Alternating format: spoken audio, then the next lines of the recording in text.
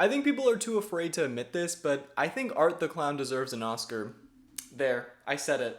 Hey hooligans, since I didn't have time to watch the other clown movie, I decided to watch a much more violent clown. And yes, of course, we are talking about Terrifier 3. And full spoilers ahead, I don't think I can really talk about this movie without talking about the spoilers, although is there even really a plot to this movie? Not really. Let's just start off with the good things about this movie, and one of them being Art the Clown himself, who we all love, right? And of course you love Art the Clown, because otherwise why would you even watch Terrifier? So he's always been unhinged AF, but in this movie he takes it to a whole new level, but he is funnier than ever. Like, the physical comedy is just gold. He's literally what would happen if you like gave Mr. Bean a psychotic break and he just became a serial killer. Like, yes, he's called Art the Clown, but he's more so of like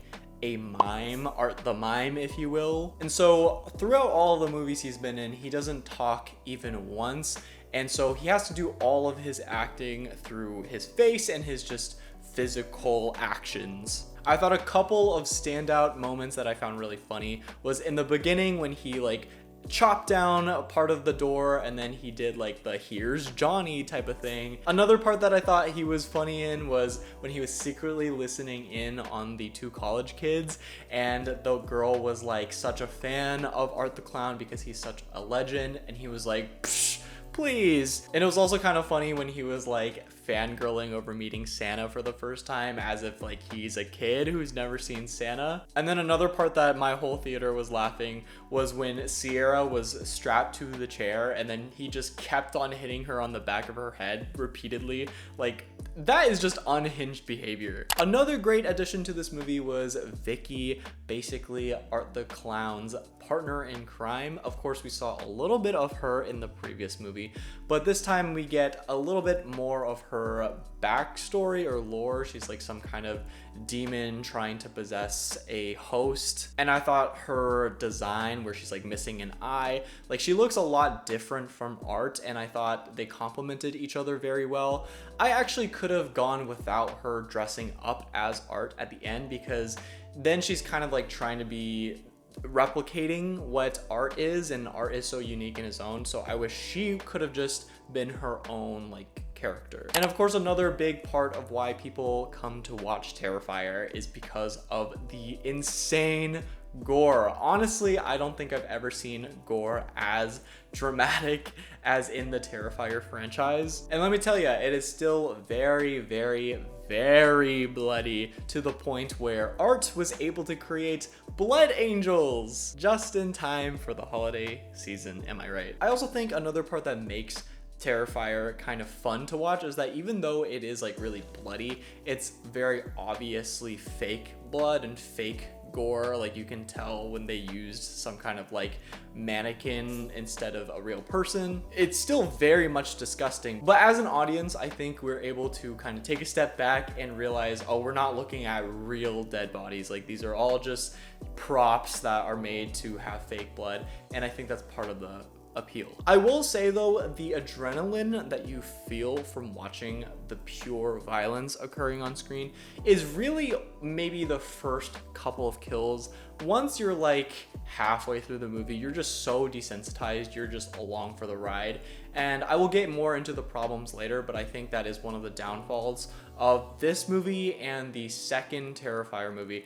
The runtime was a little bit too long, because by then people were kind of desensitized and it wasn't as fun to watch the gore happen. It's like how you would ride a roller coaster and it's like really fun and a lot of adrenaline at first, but then if you keep riding the same roller coaster over and over and over and over again, it just becomes kind of tedious instead of fun. And then in terms of the kills specifically, there were tons of kills throughout the movie and you didn't have to wait too long to see people get skinned, so that's a plus. But in terms of a uniqueness factor to the kills, I don't think it was as unique as the second one, where the salt wound treatment one was crazy brutal. There was also how they used a girl's decapitated head as a trick-or-treat basket. That was pretty great. There are a few standouts in this movie for sure though. So Art the Clown decided to be a chemist this time around and brought a tank of liquid nitrogen, and he was able to kill a couple of people with that. Another one that was pretty unique and really disgusting was when he shoved a tube down one of the characters' throats and then put rats into the tube and made sure that the rats went inside of her throat. So that was disgusting. I don't know how they came up with these kills. Maybe they took inspiration from like medieval torture devices, because I know that is like something similar to that. But yeah, that was quite disgusting. And in terms of the other kills, a lot of them were more standard, or we have seen in other types of horror, like chainsaws, knives, hammers, etc. But I did like the fact that, unlike a lot of serial killers, Art the Clown is not afraid to just pull out a Glock. Like, he wanted to keep it straight to the point. He just shot a couple of dudes in the bar when he was meeting Santa Claus. Oh, also, there are a lot of kids in this movie, and a lot of them died, but they never crossed the boundary of actually showing these kids like getting murdered. They did show some of the bodies after the fact, but they never crossed the line of actually showing like the process of killing a kid. And I definitely respect that, because I don't think we need to go there as a society. There was also a shower scene where two characters were, you know, doing their thing, and then he interrupted them and brutally murdered them, including the girl that was like a huge fan of Art the Clown. And I like the fact that he like took off his sunglasses and looked her in the eye, because she was saying, oh, I want to know how it feels to look Art in the eyes and see if he has a soul, and like experience the emotions during that moment. And she certainly experienced those emotions. Oh, also another good part of, I guess, this movie and the previous Terrifier is Sierra. The actress does a really phenomenal job selling the character. Like, I was immersed in her character, and I honestly care about her, which is something kind of rare in the horror genre, right? Like, a lot of times we just don't care about the characters, and it's just like, all right, you're probably gonna die, or like, why are we learning about you? It doesn't matter. But she was definitely selling the parts of being scared, selling the parts of being traumatized and sad. She was doing a standout job. Someone get her more gigs. I will say her character got more lore again this time around, but it felt kind of repetitive because we saw the same thing the previous time, where we were explaining her dad creating this like superhero, angel, warrior, goddess type of character for her, where she draws power and inspiration, and she gets the magical sword that can kill evil. Like, we already saw that the first time around, so I didn't like the fact that they spent even more time going back into this lore. And so that kind of leads me into the problems for this movie. So did they cut out like 15 minutes of this movie? Is there like a director's cut? Not that I really want to see 3 hours of Art the Clown killing people, but the part where Art finally arrives in Sierra's, not her house, but Sierra's uncle and aunt's house, when they arrived, that felt really, really sudden.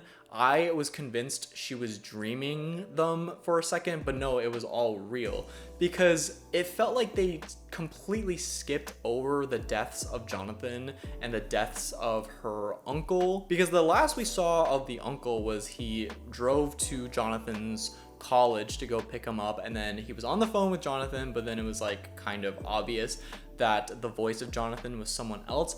But we just jumped straight from there to their corpses. Like, we didn't see how they reacted to seeing Art.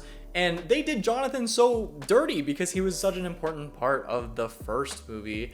But I guess his role is kind of replaced by Gabby, the little girl, this time around. I just feel bad for Jonathan, man. Like, he deserved better instead of just being a decapitated, rat-bitten head. I also would have loved to see the uncle reacting to seeing Art the Clown, because at first he was definitely thinking Sierra was like making all of this up and was not completely believing her. but then I would have loved to see him be like, oh shit, like she was right and I'm about to die. So yeah, I didn't love the fact that these two important characters we just skipped over, because why establish this family dynamic and these connections to Sierra herself when ultimately it didn't matter. Maybe they were on like a time crunch, like they needed to cut stuff out of this movie, but then I would have rather seen them cut out like the random 2 construction workers that died towards the beginning, because they had no relation to Sierra, so like we didn't really need to see that, right? But even though I do think they made unnecessary cuts, I do think this movie was far too long. That was another big problem of the previous movie. I think if they shortened this down to an hour and 40, I think the audience would be much more likely to enjoy watching the deaths over and over again.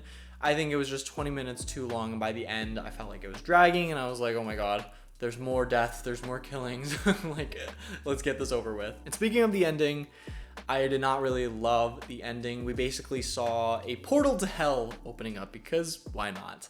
And then Art the Clown escapes and he gets on a bus, and they're obviously setting up a sequel to this so that I guess Sierra can go rescue Gabby, and maybe they'll go to hell next movie, who knows? But I don't love when movies end just to set up something else. I would have even rather them killed off Art again and just gave some random reason why he came back to life in the next one, because that feels like a cohesive like one movie instead of multiple movies. I don't know, maybe that's just me. But overall, I definitely thought this movie wasn't bad.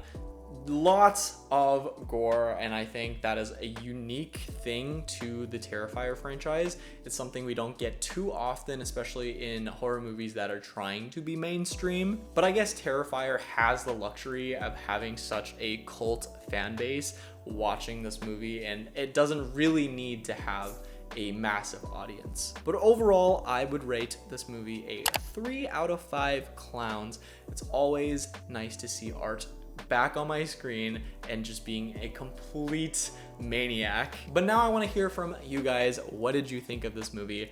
Were you too terrified to actually go watch this movie yourself? And if you did watch this movie, what was your favorite kill? Let me know down in the comments below. And as for me, a little update.